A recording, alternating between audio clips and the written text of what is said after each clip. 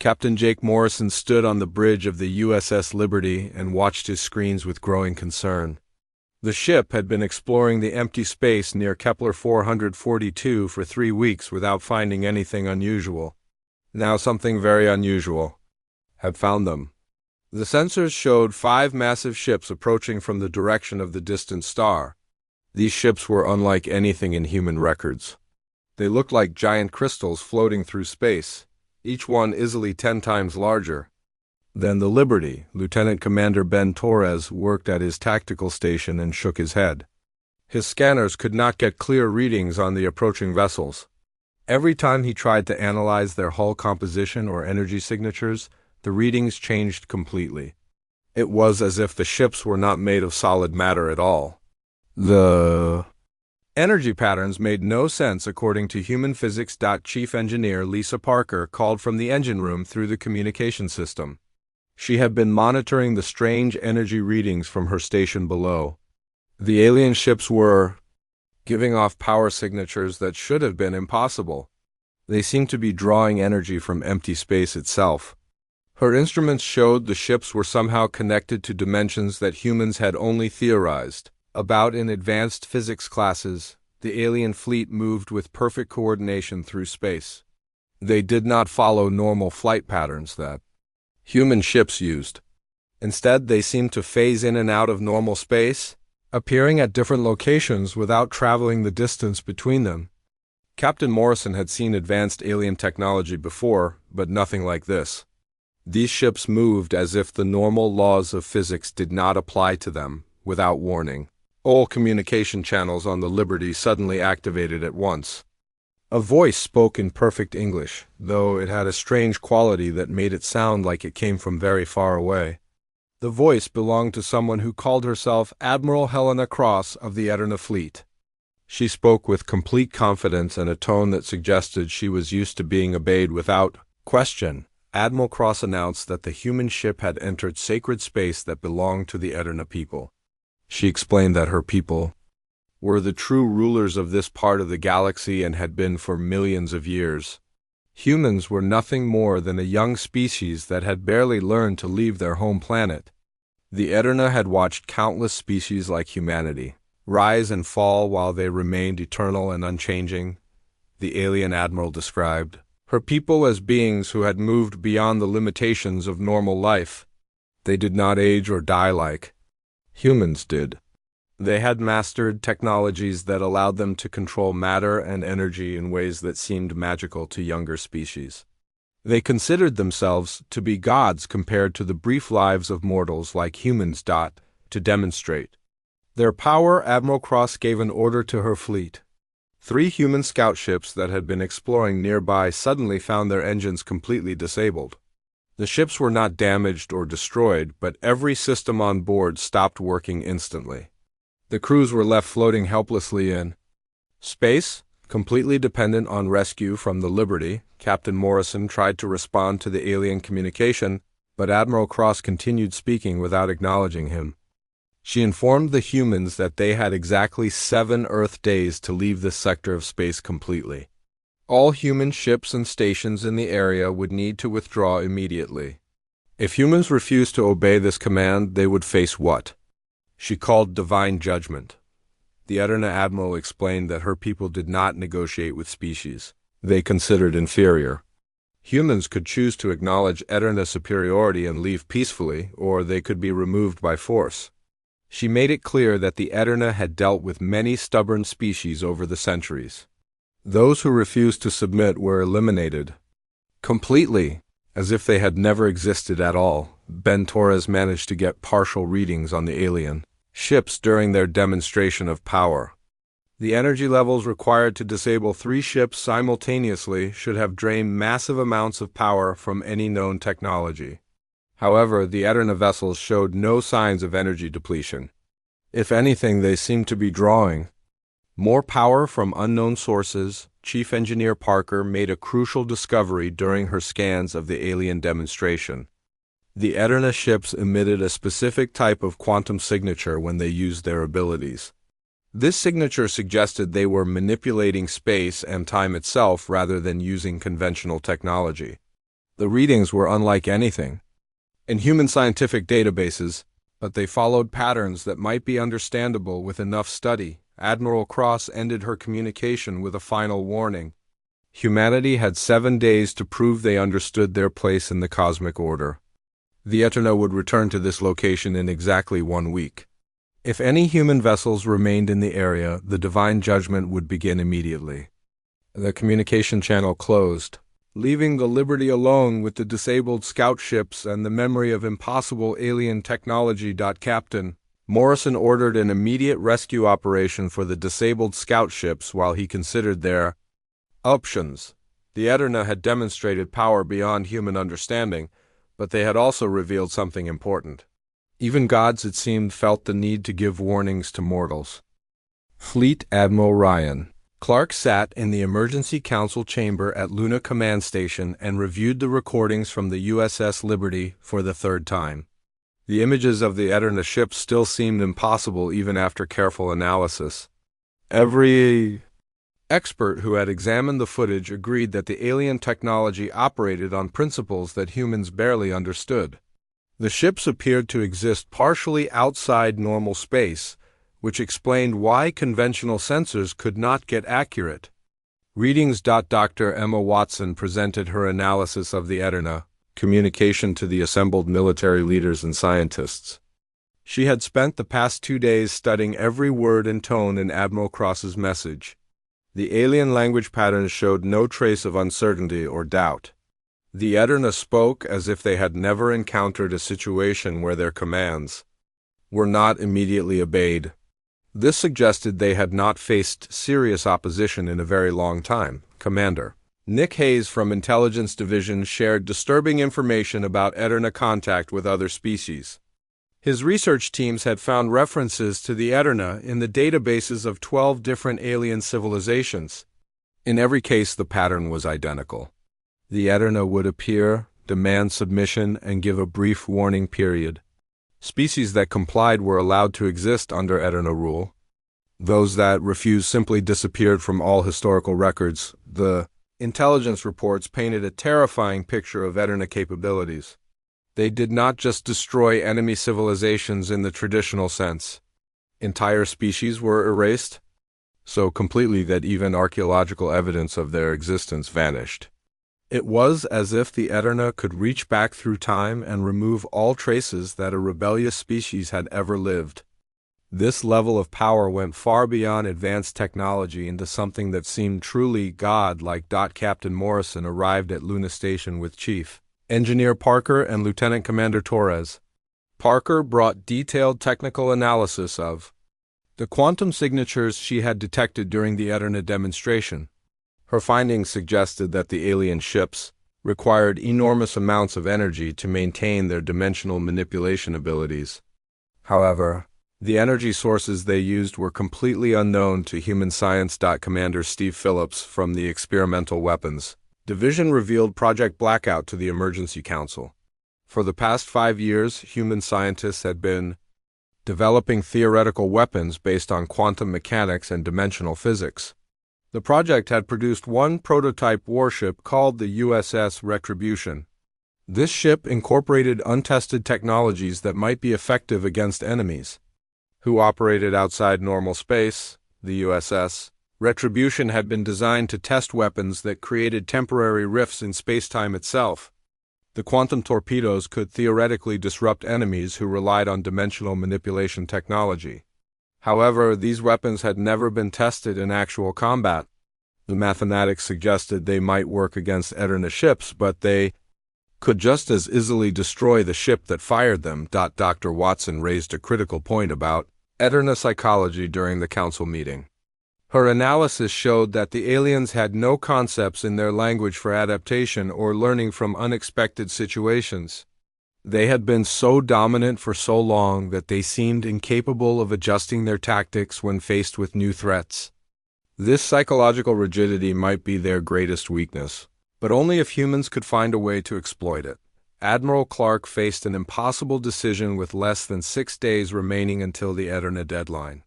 Humanity could withdraw from the Kepler 442 sector and acknowledge alien superiority, which might buy time but would establish a dangerous precedent. Every other species that had submitted to the Eterna had eventually disappeared anyway, suggesting that submission only delayed inevitable extinction. The alternative was to fight beings who considered themselves gods and had the technology to support that claim. Human military forces were impressive by the standards of known alien species, but they were designed for conventional warfare. The Eterna operated according to different rules entirely, using abilities that seemed to violate the fundamental laws of physics. Chief Engineer Parker volunteered to join the crew of the USS Retribution and help prepare the experimental ship for combat. Her experience with the Eterna quantum signatures made her the most qualified human to understand their technology.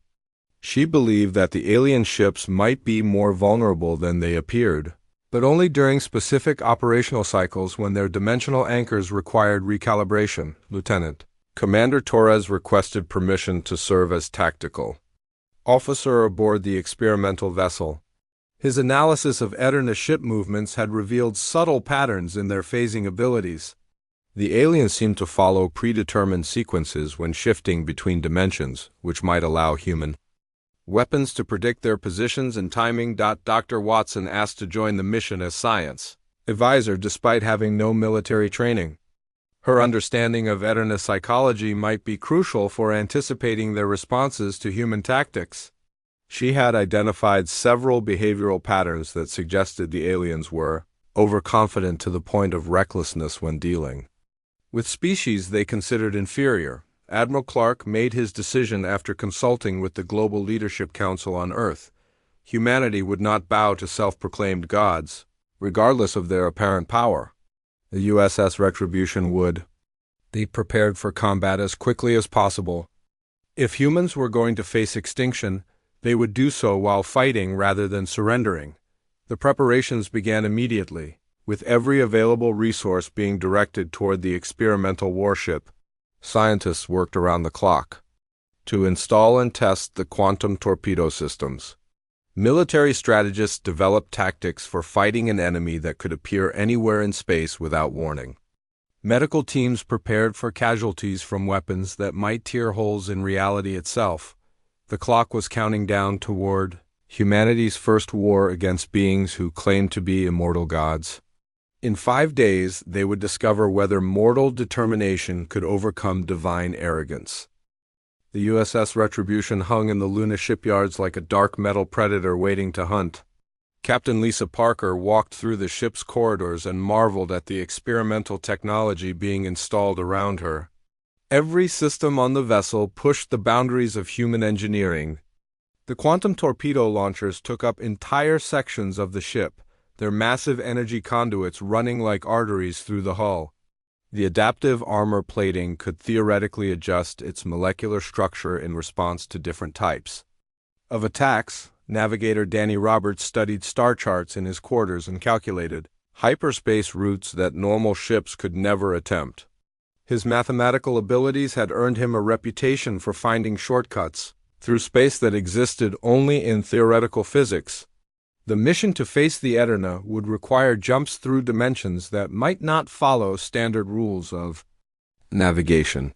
Roberts worked on equations that treated space and time as variables that could be manipulated rather than fixed constants.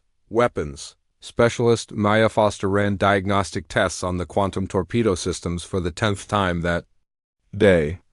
Each torpedo contained enough concentrated energy to power a small city, but channeling that power into a controlled explosion required perfect timing and precision. The weapons had been tested in computer simulations thousands of times, but never fired in actual combat. Foster knew that the first real test would come when they faced ships that could phase through normal matter. Chief Medical Officer Alan Moore prepared the medical bay for injuries that no human doctor had ever treated before. The quantum weapons might cause wounds that existed in multiple dimensions simultaneously. Crew members exposed to Eterna technology could suffer from temporal displacement or quantum entanglement effects. Moore studied theoretical medical procedures that sounded more like science fiction than actual medicine. Dr. Emma Watson worked in the science laboratory and analyzed every piece of data about Eterna communication patterns. She had discovered that the alien language contained no words for concepts like doubt, fear, or uncertainty. The Eterna seemed to have eliminated these emotions from their thinking over millions of years. This psychological blind spot might be crucial for human survival, but only if they could find a way to exploit it effectively. Chief Engineer Sam Turner supervised the installation of the ship's most dangerous systems in the engine room. The quantum drive could theoretically allow the retribution to exist in multiple dimensions at once, but the energy requirements were enormous. Turner had calculated that running all systems at maximum power would drain the ship's entire energy supply in less than 30 minutes. They would have one chance to use their experimental weapons before the ship became completely powerless. Communications. Officer Rachel Green intercepted and analyzed Eterna transmissions that were being broadcast across the galaxy. The aliens were announcing humanity's impending judgment to other species as if it were a routine administrative matter. Admiral Cross spoke about correcting timeline anomalies and removing disruptions to cosmic order. The casual tone she used when discussing genocide revealed the complete absence of empathy or moral consideration. The Eterna fleet had grown larger since their initial contact with the USS Liberty. Long-range sensors detected over 50 alien vessels gathering in the Kepler 442 system. Each ship was unique in design but followed similar crystalline patterns that suggested they were grown rather than built. The energy readings from the assembled fleet were powerful enough to destabilize nearby asteroids and space debris through gravitational manipulation alone. Captain Parker reviewed tactical assessments with her senior officers in the ship's briefing room. Every analysis reached the same conclusion. The USS Retribution was completely outmatched in terms of firepower, defensive capabilities, and technological sophistication. The Eterna fleet could probably destroy every human ship in existence without suffering significant damage. However, the experimental quantum weapons might be able to disrupt alien dimensional technology if they could achieve surprise and perfect timing. Danny Roberts presented his navigation plan for reaching the battle zone without being detected by Eterna sensors. The route required jumping through unstable regions of space where normal ships would be torn apart by gravitational anomalies. The Retribution's experimental systems might be able to survive the journey, but there was no way to test the theory without actually attempting it. Roberts calculated their chances of reaching the destination intact at approximately 60%. Maya Foster explained her weapons strategy to the assembled crew. The quantum torpedoes would need to be fired in precise sequences to create cascading dimensional disruptions. If the timing was perfect, the weapons might cause Eterna ships to become trapped between dimensions, where they could be attacked with conventional weapons. If the timing was wrong, the torpedoes would simply pass through empty space while the aliens remained invulnerable. Dr. Watson briefed the crew on Eterna psychology and predicted behavior patterns. The aliens had demonstrated complete confidence in their superiority and showed no signs of tactical flexibility. They would likely use the same overwhelming force tactics that had worked against every other species they had encountered. This predictability might give humans a brief advantage, but only if they could act faster than the Eterna could adapt. Allen Moore prepared the crew for the physical and mental stresses of fighting an enemy that operated outside normal reality. Exposure to dimensional weapons could cause disorientation, temporal confusion, and psychological trauma. The medical bay was equipped with experimental treatments for quantum-related injuries, but Moore admitted that much of their preparation was based on educated guesswork rather than proven medical science. Sam Turner conducted final tests on all ship systems while the crew prepared for departure. The quantum drive performed within acceptable parameters, but Turner detected minor energy fluctuations that could become serious problems during combat. The experimental technology was inherently unstable, and pushing it to maximum capacity during battle would be extremely dangerous for everyone on board. Rachel Green established secure communication links with human command and prepared contingency plans for different battle outcomes.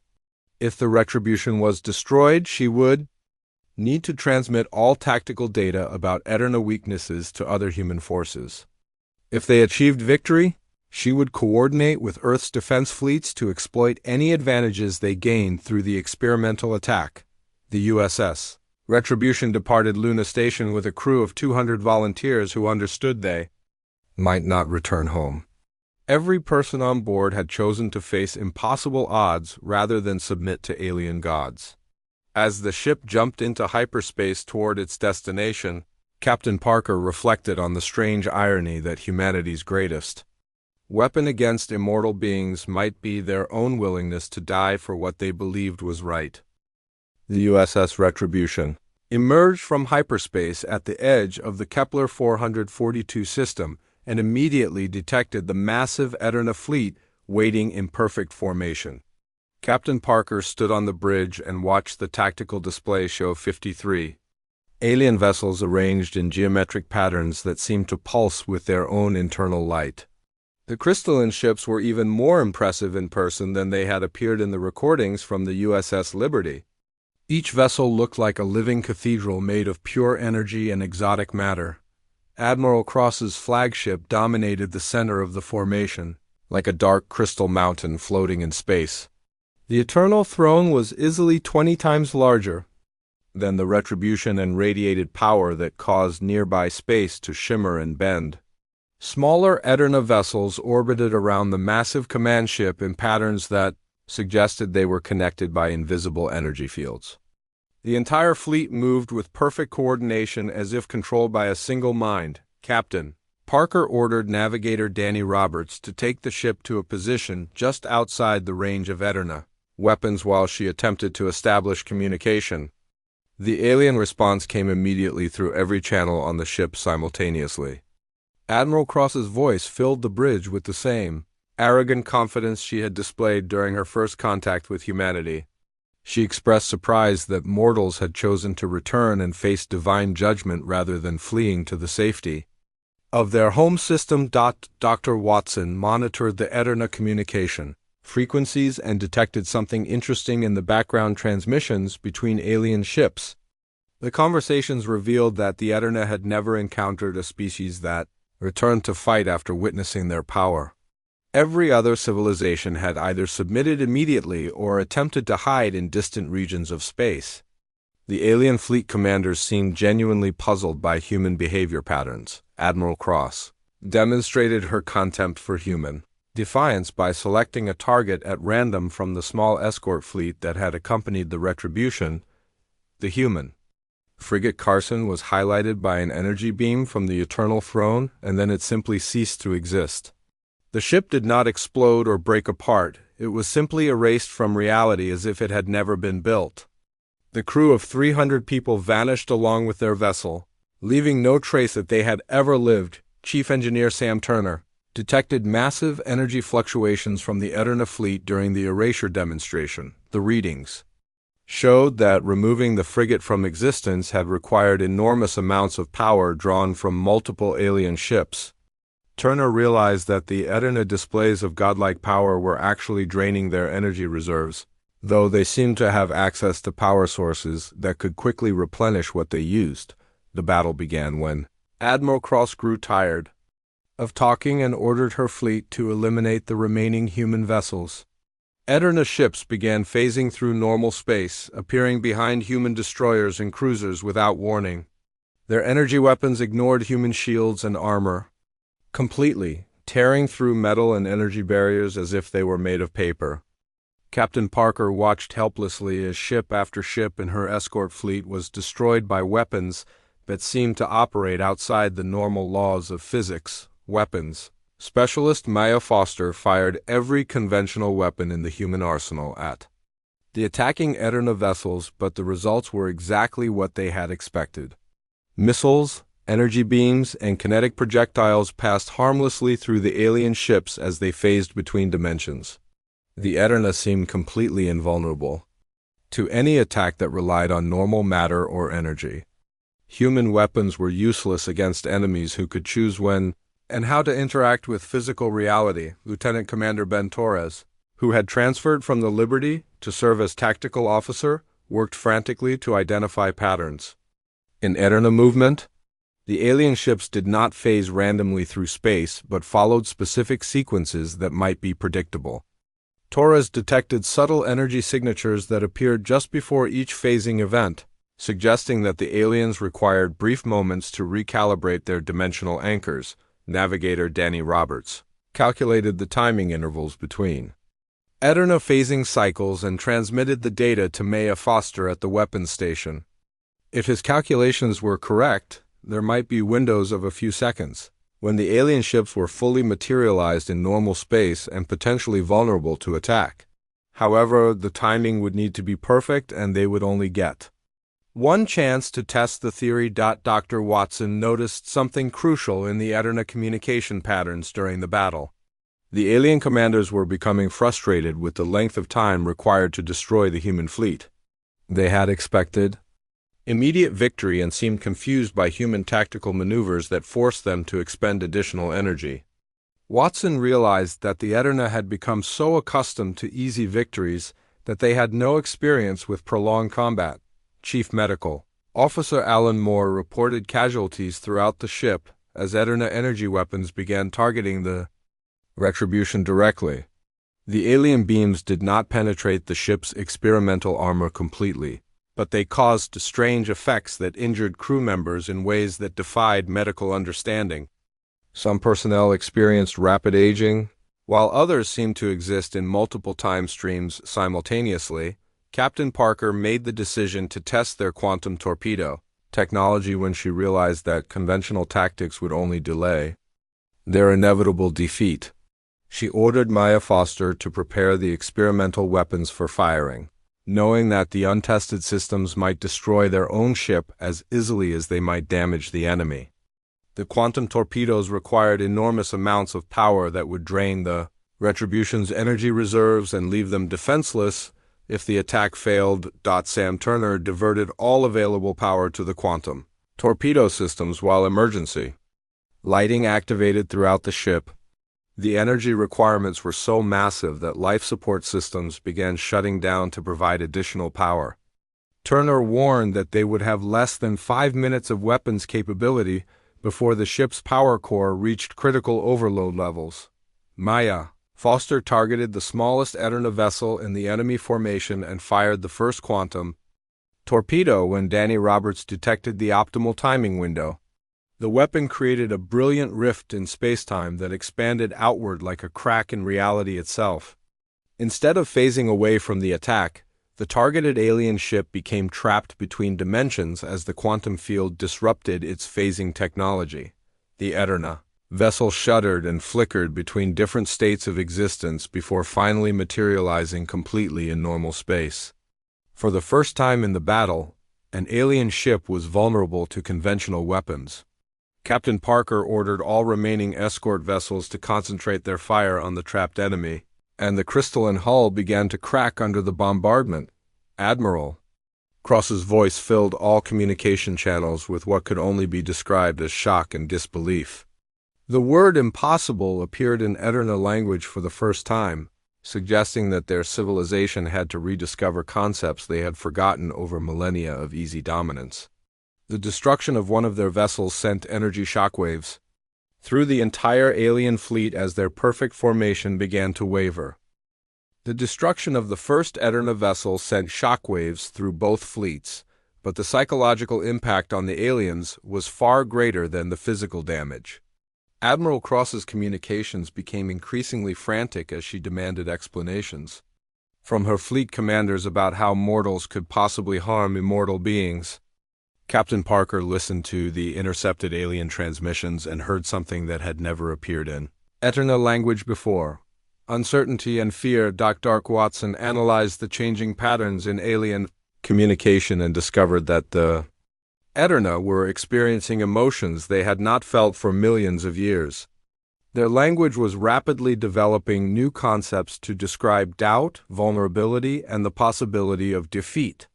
The psychological shock of losing a ship was disrupting their entire tactical framework because they had no experience with adapting to unexpected threats. Navigator Danny Roberts refined his calculations of Eterna phasing patterns and identified a critical weakness in their dimensional manipulation technology. The alien ships required precise timing and coordination to maintain their invulnerability. But the destruction of one vessel had created interference patterns that affected the entire fleet. The remaining ships were having difficulty synchronizing their phasing cycles, leaving them exposed for longer periods. Weapons specialist Maya Foster pressed the advantage by coordinating quantum torpedo strikes with the timing windows that Roberts had identified. Each successful hit created more dimensional interference, which disrupted additional Eterna vessels and made them vulnerable to conventional weapons. However, the experimental torpedo systems were overheating rapidly, and Foster calculated that they had only 3 more shots before the weapons became completely inoperable. Chief Engineer Sam Turner worked desperately to maintain power to the quantum torpedo systems while the USS Retribution's energy core approached critical overload levels. The ship's experimental technology was never designed for sustained combat operations, and every torpedo launch brought them closer to complete system failure. Turner reported that they had perhaps 10 minutes of operational capability remaining before the ship would be dead in space. Admiral Cross abandoned her previous strategy of casual demonstration and ordered her entire fleet to focus all firepower on the USS Retribution. The concentrated attack from dozens of Eterna vessels should have been enough to erase the human ship from existence instantly. However, the Retribution's adaptive armor held against the assault, though barely, and the ship continued to function despite suffering massive damage throughout its hull. The Eterna fleet began experiencing serious coordination problems as their dimensional phasing systems malfunctioned due to the quantum interference. Several alien ships collided with each other when their phasing cycles failed at critical moments. The perfect formation that had intimidated human forces dissolved into chaos as individual Eterna commanders struggled to maintain control of their vessels without centralized coordination. Communications Officer Rachel Green intercepted panicked transmissions between Eterna ships as their commanders reported system failures and requested new orders. The alien fleet was discovering that their technology had weaknesses that could be exploited by enemies who understood dimensional physics. Many vessels were trapped in partial phasing states that left them vulnerable to attack but unable to effectively return fire. Chief Medical Officer Alan Moore reported that the crew's determination seemed to be increasing rather than failing.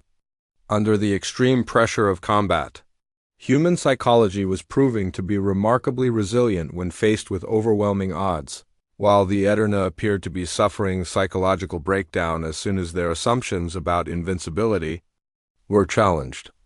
Moore theorized that mortality might actually be an advantage in combat situations. Captain Parker realized that the quantum torpedo attacks had created a cascade effect that was spreading throughout the Eterna fleet.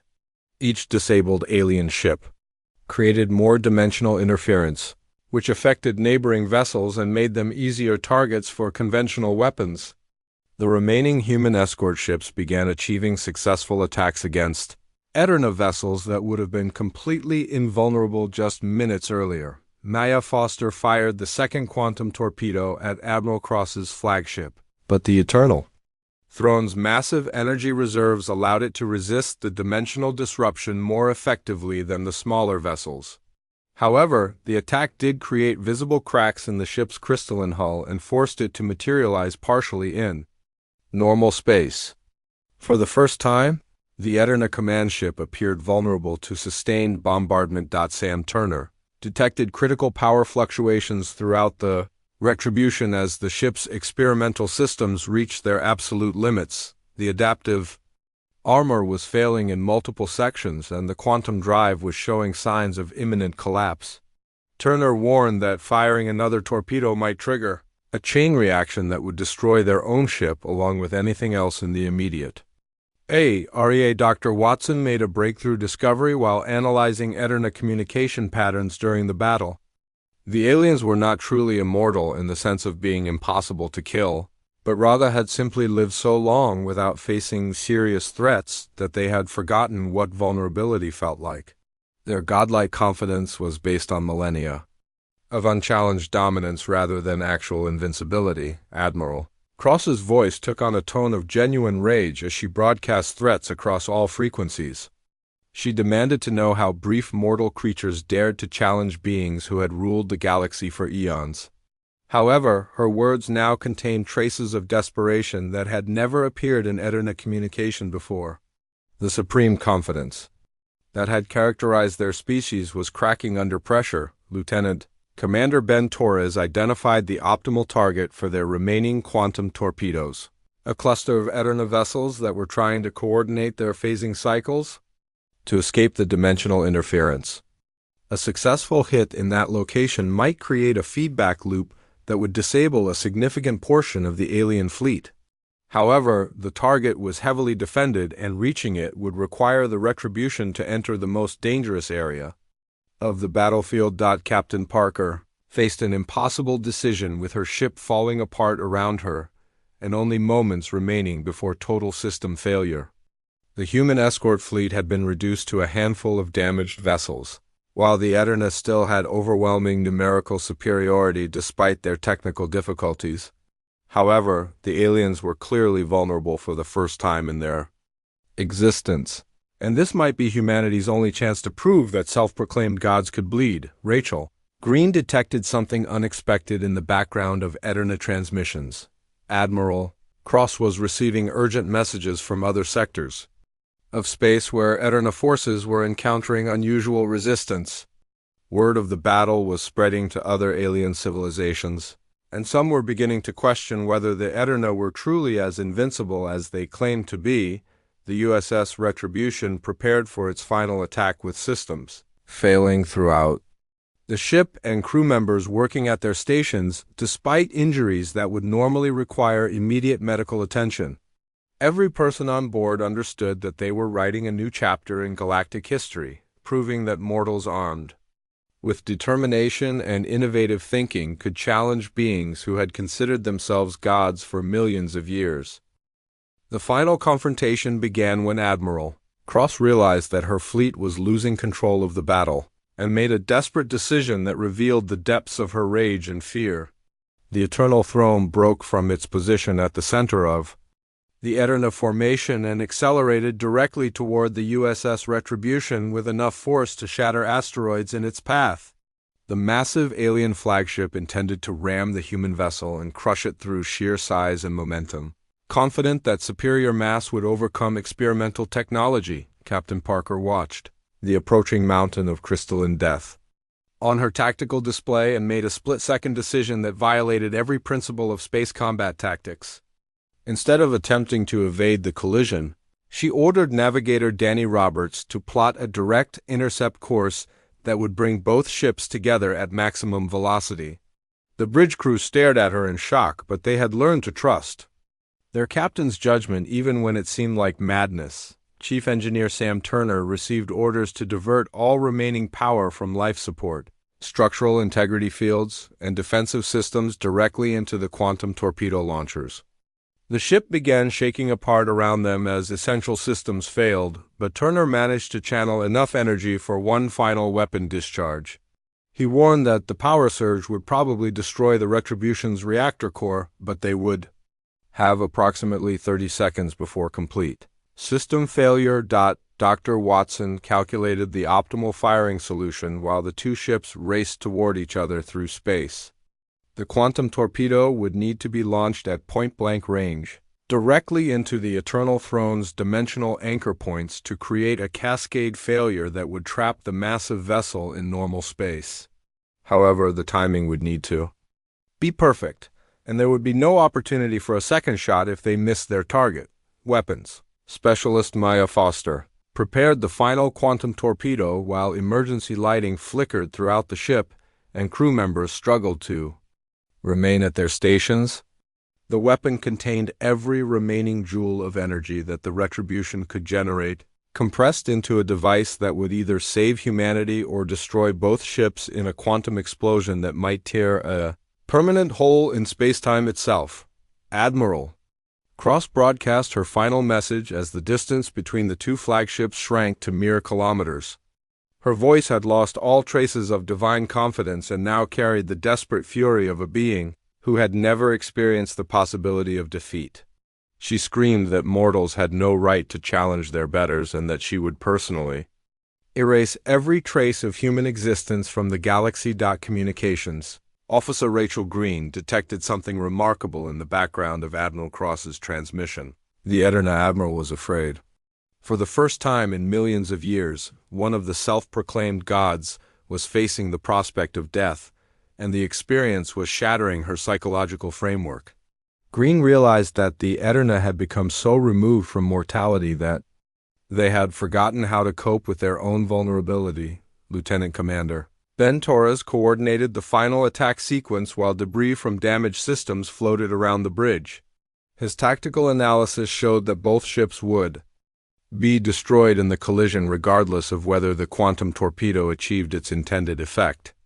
However, the death of Admiral Cross and the destruction of the Eternal Throne might convince the remaining Eterna fleet that their supposed immortality was nothing more than an illusion. Chief Medical Officer Alan Moore abandoned his medical station and joined the bridge crew for the final moments of the battle. He observed that every human on board seemed remarkably calm despite facing certain death, while the intercepted Eterna communications revealed panic and confusion throughout their fleet. Moore concluded that accepting mortality as a natural part of existence gave humans a psychological advantage over beings who had tried to escape death entirely. The collision occurred exactly as Captain Parker had planned, with both ships meeting at the moment when Maya Foster fired the quantum torpedo directly into the heart of the Eternal Throne.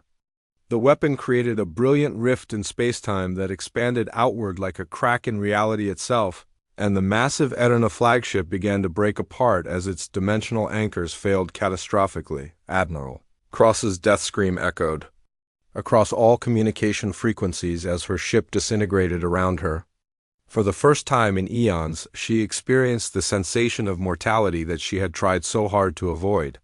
Her final words expressed something approaching wonder at the feeling of facing death, acknowledging that perhaps gods were simply beings who had forgotten how to die, while mortals were those who fought hardest because they remembered. The destruction of the Eternal Throne created a quantum cascade that spread throughout the Eterna fleet like a wave of dimensional instability.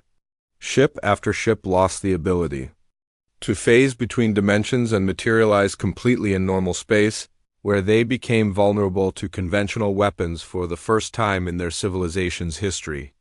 The remaining human vessels pressed their attack against enemies who were suddenly no longer invincible. The USS Retribution survived the collision, though the ship was completely crippled and drifting powerless through the debris field. Captain Parker stood on her damaged bridge and watched as the surviving Eterna vessels fled the battlefield in complete disorder. The aliens who had ruled the galaxy through fear and overwhelming technology were retreating from a handful of mortal creatures who had refused to acknowledge their supposed divinity. Dr. Watson analyzed the aftermath of the battle and reached a profound conclusion about the nature of godhood and mortality. The Eterna had possessed incredible technology and lived for millions of years, but they had lost the essential qualities that drove growth and innovation. They had become so powerful that they stopped facing challenges, which meant they stopped learning and adapting to new situations. Sam Turner managed to restore minimal power to the ship's communication systems, allowing them to contact the remaining human fleet and Earth Command. The news of humanity's victory spread quickly through human space and then to other alien civilizations that had lived under Eterna domination. Species that had submitted to the self-proclaimed gods began to question whether they needed to remain subservient to beings who could be defeated by mortals.